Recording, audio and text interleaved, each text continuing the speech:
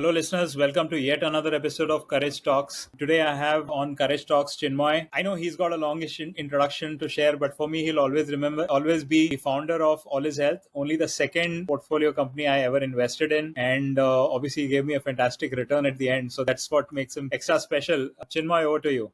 Thank you so much, Hetal, and it's absolutely lovely to speak with you and be on your show. I think it's tremendous. And yes, I remember all our interactions going back all the way to the AllizHealth days, and it was absolutely an honor to have you on our cap table. So thank you so much for that, Hetal. And for everyone else, yes, as Hetal mentioned, I am a serial entrepreneur. I am currently the CEO and founder of a company called HooLiv, which is into student housing space. And my previous venture was AllizHealth, which was in the health tech space. So I've been an entrepreneur for the last 14 years. And in my spare time, I just love to cook. I love to travel. I've been to many countries. I have a long list of bucket list of things to do, countries to visit. So I'm working towards that. And yes, so that's about me. And also, as a lot of my friends never fail to remind me that in this world, you don't need talent to succeed. Only humor is fine. So that's about me, Hetal.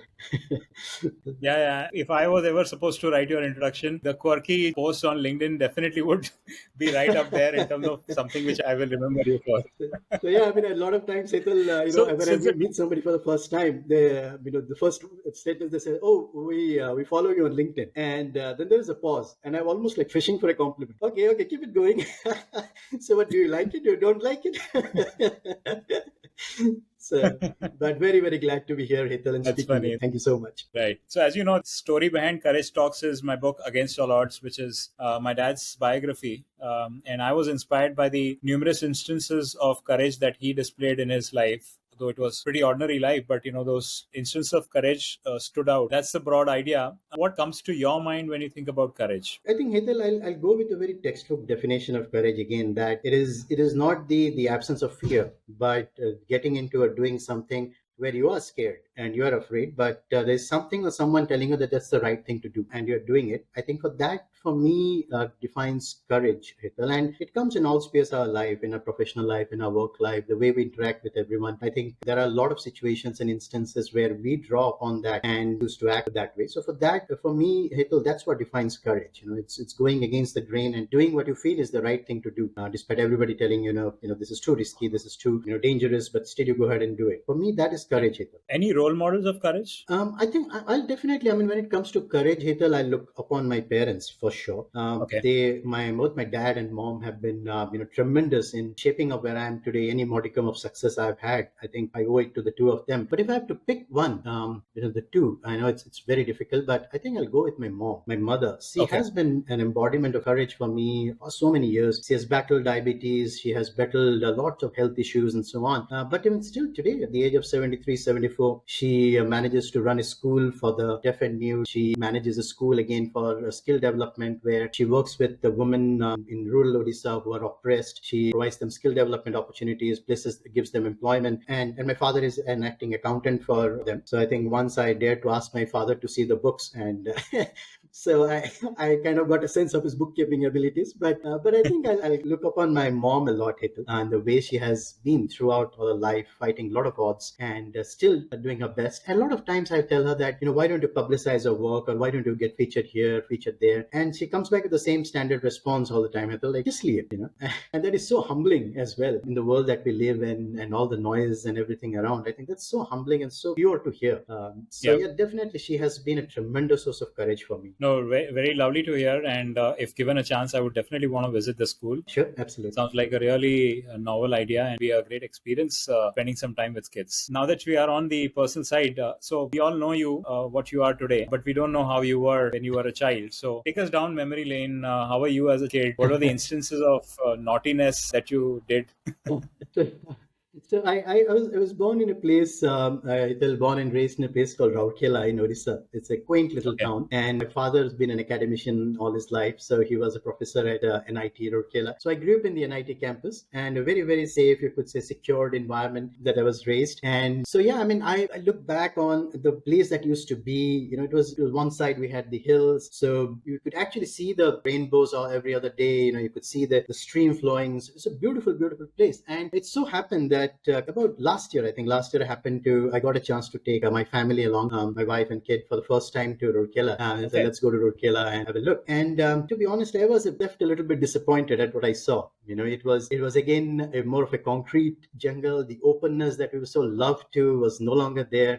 It was just buildings all around. And my wife said a nice thing. She said, it's just keeping pace with time, Chinmoy. I mean, you hold back the memories of 40 years back and you want to see the place exactly the same way, but that's not going to happen. It's anachronistic. The place will just get lost. It has to move. Right. But for me, that charm was slightly reduced. But a lot of wonderful memories. I mean, it was a very, you could say, very nice place very beautifully planned city, very nice place to grow up. And because my father was an academician, there was a level of strictness in the household. So I think, and even my elder sister, who you interacted, Dr. Rashmi, she was 9 to 10 years elder to me. So I think I was more scared of her than my parents. Anytime I used to get any the marks at school, I don't know how she had some sixth sense. She used to just guess and say, "Did you get your papers today? Why are you hiding?" My parents would guess it, but she would. So I used to be really scared of her. And I also happened to go to NIT for my undergrad. So I think at that point, when I used to bunk any classes or something in the morning, by the evening, by the time my dad used to return, the information had already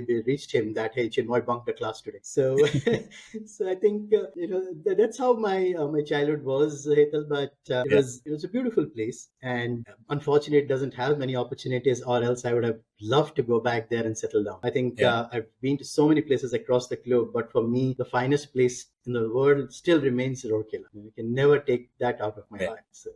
Yeah, I know. I mean, we can go to places all over the world, but our hometown, the place where we grew up, will always remain special. And Absolutely. Your trip reminds me that my daughter's been after my life to take her to Bhopal, where I grew up. Unfortunately, she's not gone there, but I'll definitely make it a point to go sooner. But my visits to my school have been equally disappointing because, I mean, the infra is very much there, but the charm somehow goes away because it's been decades, not years, right? So it does change. Same, And I found an act of courage right there to not to hide away from your dad in the evening, but to bunk classes in the first place when your dad is among the academics.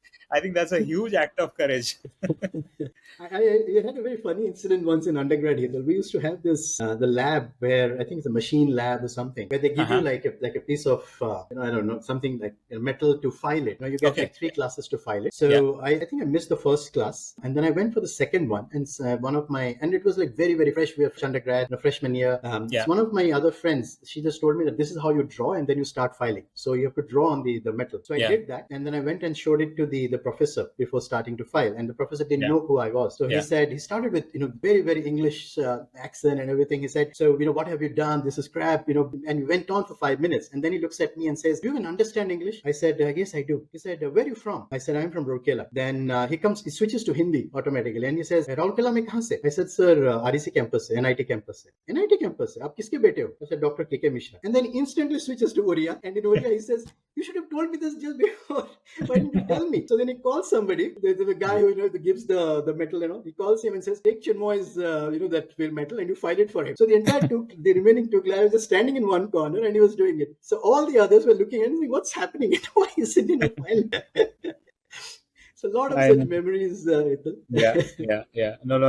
Anytime I've come across such instance where my friend had parents as a teacher, I always come across either 2 ways. या तो ज़्यादा पिटाई पड़ती है या ज़्यादा liberal हो जाते हैं. That's true.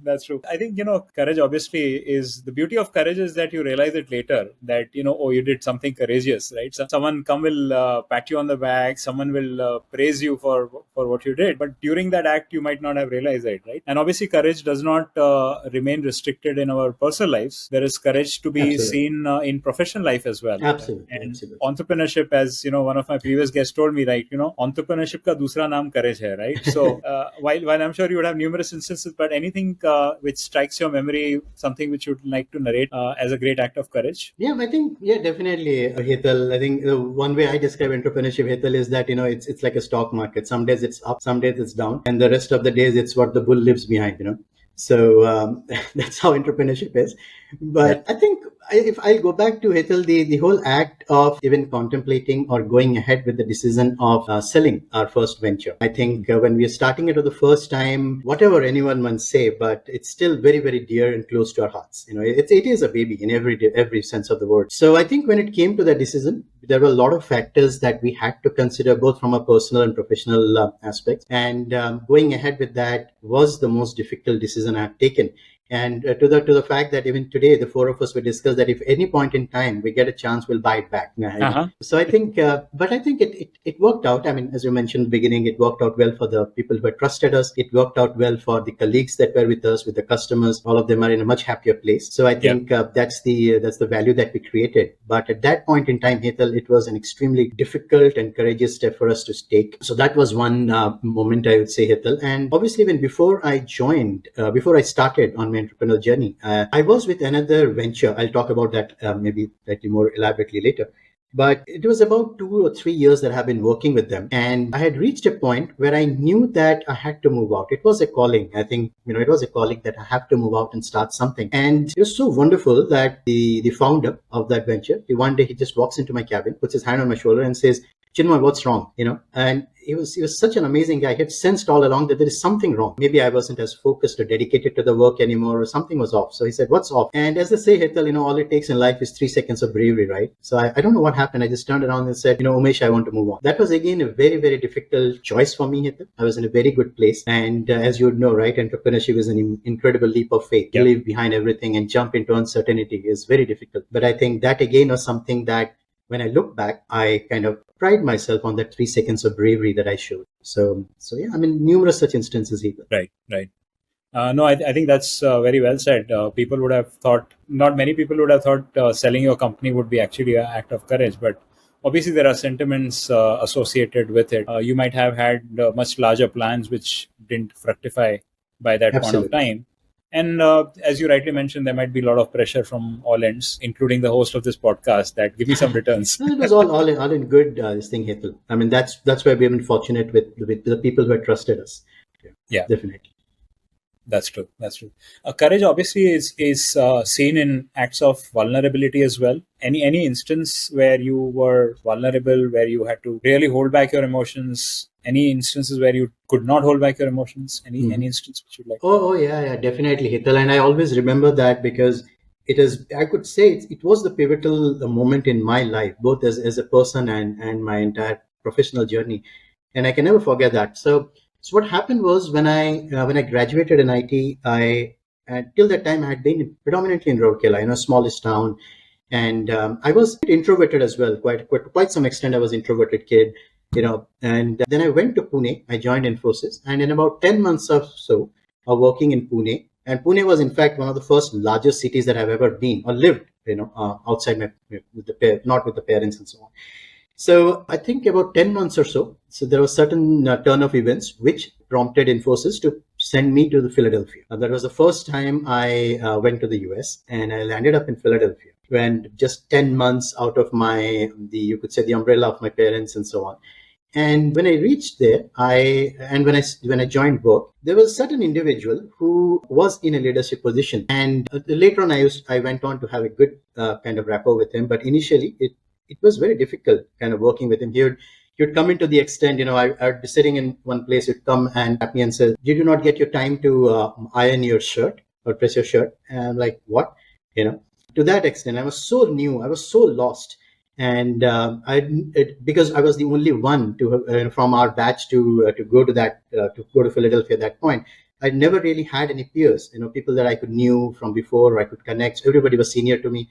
So, very, very personal remarks that, did you not press your shirt? Why are you quiet in the meeting? Did you eat something? Is your mouth stuffed? It was ugly. It was very, very ugly. And it went on for a bit. But I think that is where, Hetal, they say, right, things that don't break you make you stronger, right? Yeah. And that I would never forget. That was a very, very pivotal thing. A few things that I did myself, and there were certain other helps that I received from some other individuals that helped me kind of survive that period. I used to cry. I used to come back home and I used to cry that why did I leave my parents? Why did I come here? Pune was much better. And I started questioning everything. I was doubting myself. I started questioning everything. Am I even good enough to be here? And so on.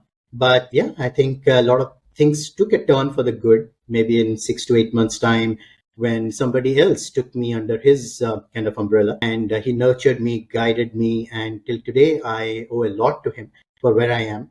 So, but otherwise, that period, Hetal, I was extremely vulnerable. I think wept myself to bed almost every other day, and it was a very difficult period. But maybe, looking back, Hetal, I'm grateful that that happened so early in my life. Never know. Yeah, I think that's why I'm a big fan of moments of adversity, because if either the adversity brings out or makes us much stronger, if we didn't get Absolutely. any outside help, if someone known helps us, then the bond becomes stronger. If someone unknown helps, we make a newer bond, right? So it's like a win-win in all ways, right? So my daughter laughs at me, but I tell her, like, I look forward to troubles. I look forward to situations which are really going to test me out, because a new chapter of my life is unfolding as I come out of that, right? And True. sooner or later we all come out of that, right? It's not that someone is going to stay in deep shit for the rest of their lives, right? Yep, absolutely, absolutely.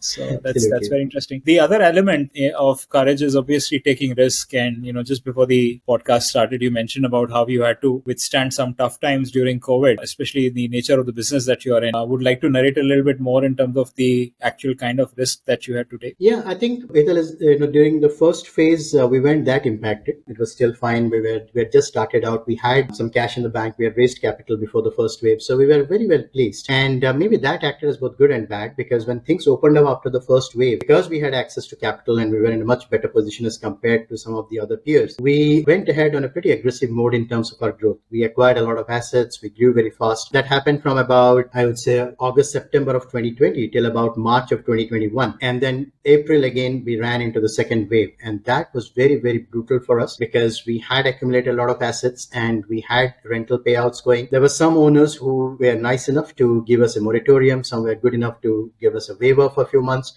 but there were some who stuck to what the arrangement was, so we had to pay them somehow. We looked at alternate, so we did everything possible, Hetal, during that time to stay afloat. I remember, and I think that's, and we're still here today, Hetal, because of the team, the incredible work that they did during that period. They went ahead and collaborated with companies who were into oxygen concentrator manufacturing, for instance, housing their staff. We tied up with Fortis and Apollos and so on to house the medical staff. So everything that we could do to keep the lamps burning, we did that. We looked the route of revenue-based financing, invoice financing, and so on. We did all that. So that period from, I think, April 2021 till about October and November of 2021, that was an extremely tough time. But on the bright side, Hetal, if there is any silver lining, I think it taught us how to be extremely frugal, and something that we are still pursuing with even today when things are much better and back on track. Okay. So even after the COVID, I think the long tail of COVID did persist for a while, especially in our industry, with colleges still operating in a mixed mode of online, offline. So all the students were not back on campus and so on.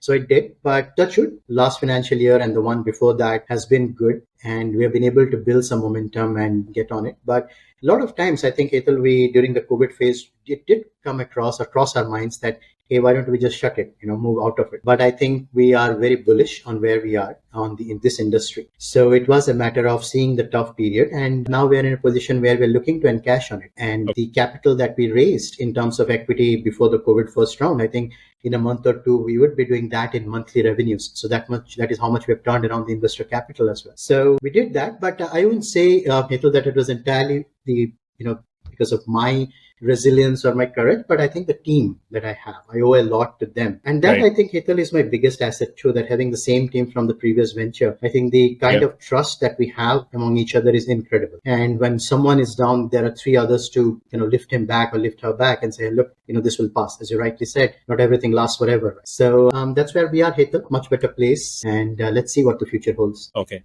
No, that's heartening to hear that you actually come out stronger. And it does mean a lot, I'm sure, that from a bonding perspective, it brings you a lot more closer, because, now you're more aligned with the mission. That naturally brings me to the next question. Any employee which you would like to call out, any instance of an employee displaying act of courage, either in your two ventures? A lot of, recently also, Hetal, and if I have to look at one of my partners and a recent act of courage, I think I look at Dr. Rashmi, who manages our operations in Pune. And the reason I pick her, Hetal, and not, it's simply because she's my elder sister too. So I know a lot lot on the personal side. I know everything pretty much on the personal side as well. And she has been an embodiment of courage throughout her professional career, because she hasn't been all that fortunate in terms of there are things in her family, the health, particularly related to health of some people who are very close to her near and dear ones, which has been troubling her for the past so many years. So despite that, she have had a very good professional career. She was, before joining me in the first venture, she was the head of a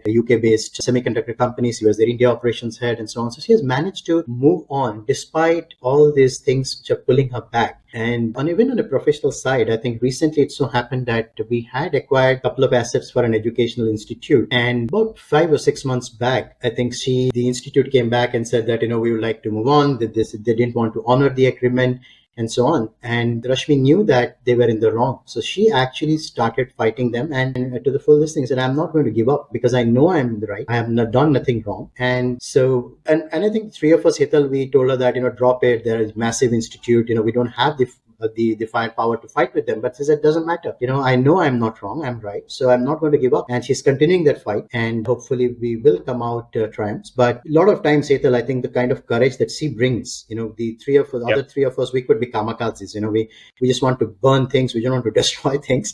But I think she brings in a very stability factor to the whole thing. That, look, guys, every time you're responding to an email, just wait 30 minutes, and then respond. Things could be not very different. So I love her for that, Hetal, that the stability she brings. But I think I haven't come across, Hetal, a more incredibly courageous person. People who know her well enough, close enough, they know the hardships that she has gone through in a personal life and still moving on and still trusting me. I think when we started the second venture, Hetal, all the three of them, they told me just one thing, that, Chinmoy, whatever you're starting, just count us in. Like, all right. So despite everything, Hetal, that goes on, she's trusting me, and also I think I owe it to the three of them as well to take this to the next level. Wow, beautiful story. Well said. Any book or movie or web series which you could take an example of inspiration of courage? I think while growing up, Hetal, just like a lot of others, I think we drew a lot of courage and clarity from Alchemist. I think, Alchemist was one of the best books I've read because it just brings so much clarity to who you are, where you are and where you can be. I think Alchemist was a wonderful addition, Hetal, in terms of books. Recently also, about 4 or 5 years back, I think, and something from you would know much better, there was a book by, I think it goes by, There Is Miles to Run Before I Sleep, by Sumita Mahajan. She was an asthmatic by birth, right? She's maybe spent half of her childhood in hospital, but then she took on that courage to run Delhi to Mumbai. I think that was incredible. Those kind of acts go very underrepresented, underrated, but I think those are the real courage that people like us bring. Common people like us, we just love to. I mean, we can read all inspirational books of great leaders and everything, but then these are the kind of folks who just touch you in ways that you can't describe, right? And then when it comes to some other fields, Hetal, I think I love Forrest Gump, and for simple fact that I can it touches me, Hetal, in very different ways. I think the whole simplicity of that man and not aspiring for anything, is just going on and doing his work. I think that is something, Hetal, that even my parents have imbibed on us, and all three of us, all three siblings. And so I love that, the fact that he doesn't, everything keeps coming to him, just because he's not striving so hard for anything, and I love that fact, Hetal. I think that is what, Hetal, a lot of my, you spoke in the beginning about my LinkedIn or the post and all. I think a lot of that, Hetal, comes around because we are in a place now where we're not scared of being judged anymore, or neither are we judging anymore. You're in a very safe place, right? That people like you, people like close friends and, well-wishers, they know who we are. We know who they are. A little bit of leg pulling and this and all that is fine, but in the heart of heart, everybody has great respect. It's a very safe place. So I think all that, Hetal, everything that we did so far in our lives, all those adds up to where we are today. Yeah, no, very well said. And Alchemist is probably among the most gifted books for me. I've lost count on the number of copies that I've given out. It's terrific. The second one is really interesting because I have read that book, and it's not one of the most popular books in running. by any miles. Yet Yes. I came across the copy of that book and I read it, and I have a distinctly very strong memory of how that lady It, really it did does. that. Did you have a chance to meet her ever? No, I'm You not. met I'm her? not. You know her Okay. personally? No, no, no, no, no. Just through the Okay. books. No, I've not had a chance to meet her. But yeah, I mean, it's interesting that you mentioned. And Forrest Gump, of course, it's like a evergreen movie, right? I mean, you can anytime switch it on and draw inspiration from that. Of course, post my running journey, of course, a lot of people either refer to me as I mean, talk about Bhag Milka Bhag or Forrest Gump, I love depending on whether it's a serious side or the humorous side. it. You are it. I keep coming across your exploits in this field. I mean, it's so encouraging, and it's just inspiration. Have I inspired you enough for you to run yourself? I do, Hetal. Last couple of years were a bit tough. Maybe we'll talk about it Yeah. sometime. But otherwise, I do. And in fact, I took my first. I ran few half marathons, and I'll Okay. brutally honest here. You inspired me to do that. Absolutely, you Thank inspired. you. That's really nice to know. So I think that brings me to the very last question. What's the question you have for me? So, Hetal, after all the success you've had as an investor, as an athlete, as an entrepreneur, and everything. So, how does it feel to be with Chinmoy on the same podcast? It's a privilege, seriously. I mean, I had not even dreamt that I will ever get this opportunity to share screen with you. I would have settled for nothing less, Hetal. No, but on a more serious note, Hetal, how was the transition to being in such a supreme athlete? I mean, Ironman, it's an amazing journey. So, Yeah. little bit on that, Hetal, and that could be a great inspiration for us and everyone listening here. Yeah.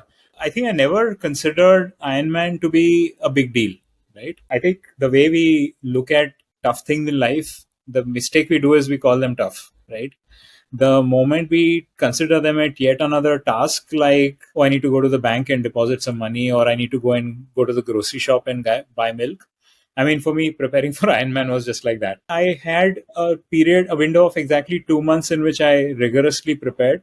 And yes, I think some of the days of preparation were really nerve wracking.